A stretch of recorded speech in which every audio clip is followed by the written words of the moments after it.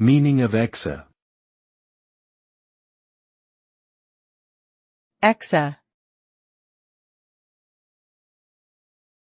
Exa.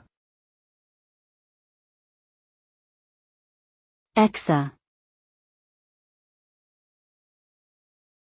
Exa. Exa- is a prefix that denotes multiplication by the factor of 10 to the power of 18. In other words, it represents a quantity that is 1 quintillion times larger than the base unit.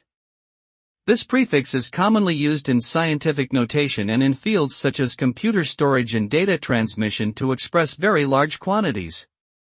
For example, an exabyte is equal to 1 billion gigabytes, or roughly 1 trillion megabytes.